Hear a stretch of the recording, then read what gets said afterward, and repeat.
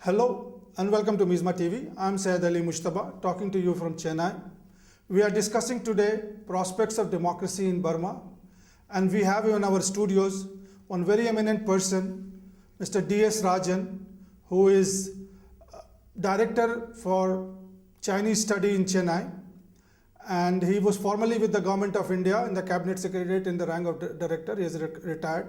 Welcome to the Mizma TV, Mr. Rajan. Thank you very much, Mr. Mustafa. Yeah, we are discussing today about the prospects of democracy in Myanmar, that is Burma. And right now the stage is that they have announced the 7-point program for having democracy in bringing democracy, and they are in the 5th stage right now.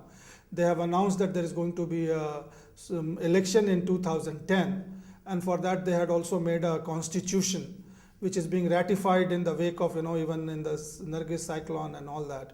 So could you tell us about the prospects of democracy in Burma? Let's begin from there. How it all started actually? How did this 7-point program started? Well, it started in 1993. To say it's pretty old, and the 5th step is being taken now, and there are 2 more steps. One is the planned election in 2010, and then the installation of a democratic government. That will be the final step. And but over the years, the progress towards democracy in Myanmar, it is very complex, and it underwent so many phases. What they have been doing since 1993, since they planned, whether they have been able to bring prosperity to the country and lift the economic standards of the people, that is the most important. From that point of view, I personally believe the regime in Myanmar had been a failure, and it was rather no significant achievements in economy as well as in Myanmar's international affairs could be achieved. So the plan to usher in complete democracy by holding elections in 2010, it looks good. It definitely looks good. But only thing is, what kind of democracy they want to bring in the country, that remains to be seen. If the democracy is known to the outside world, it's a very wide concept.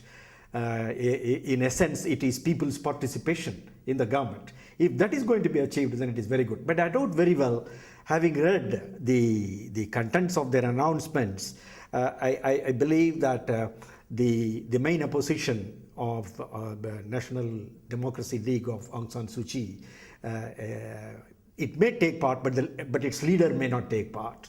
And certain portion of the parliamentary constituencies will be reserved for the military, etc. And the top post in the democracy, when the election, after the subsequent to the elections, will be held by the military. So considering all these things, I really doubt whether there could be a true democracy, even if it comes in 2010. Well, I mean, that's a good, interesting analysis. But Yes. I mean, how far the international community? I mean, first of all, I would like you to tell me what is the international community and who constitute the international community. And in this particular setup, I mean, which they're bringing, 7-point democracy and all, what role the international community can play? I mean, what would be the India's role, the China's role, the Western power? I mean, America or the European Union. I mean, these are the international community we are talking about. What should be their role as far as the road to democracy? Absolutely. The international community, as you have correctly said, in the 21st century at this point of time, there are so many players that besides important nations like United States, European Union, ASEAN, Japan, India, and last but not least China. How these nations are treating the developments in Myanmar, they are very, very important. Now, as the director of the Chennai Center for China Studies, I begin expressing my opinion on China first. For China, Myanmar occupies a very strategic place. First, China wants Myanmar for resources. Resource diplomacy is very important because Myanmar is rich. Though, of course, in oil production, it has come somewhat lagging behind. But in the matters of transportation of oil through Myanmar, it is very, very important. And oil, China is the biggest importer of oil now. So that is very, very crucial factor for China. China especially wants to reduce the dependence on the Malacca Straits, which all of us know it's a completely not trouble-free piracy factor and so many things happening, and also the distance all. So if an oil route can be established from outside to China through Myanmar, I think that's going to be tremendously advantageous to the Chinese. It is exactly in this sphere China is paying large attentions. The third pipeline is being planned, connecting Myanmar with the outside world through southern China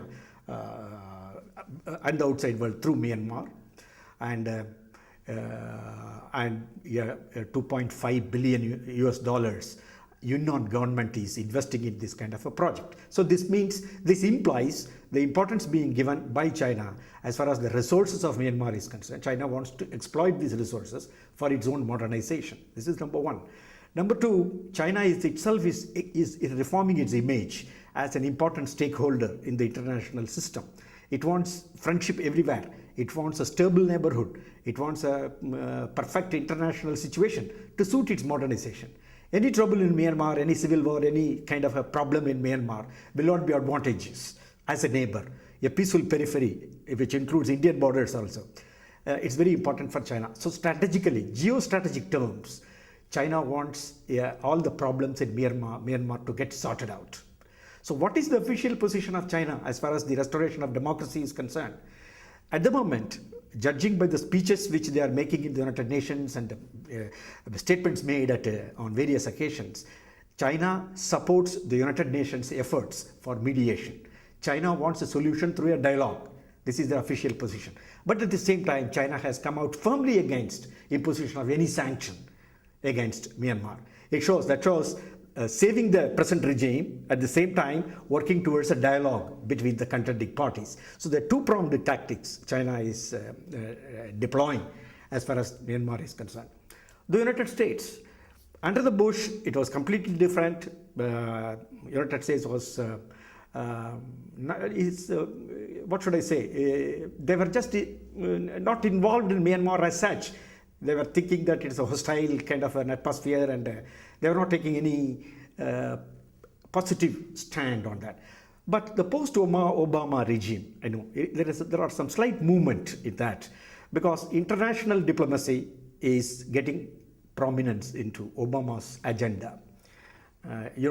Clinton is talking about what is that smart power, etc.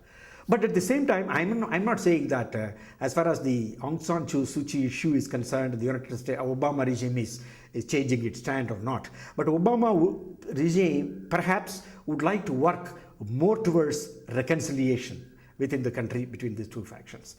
This is what exactly China is also doing. Now comes to ASEAN, etc. The relationship of ASEAN with Myanmar. Myanmar is a part of ASEAN. Now they are worried about that. You see, any dilution of US influence, increase in the Chinese influence in Myanmar, it is going to be harmful to ASEAN interests. So ASEAN also wants a dialogue-based solution to the Myanmar problem.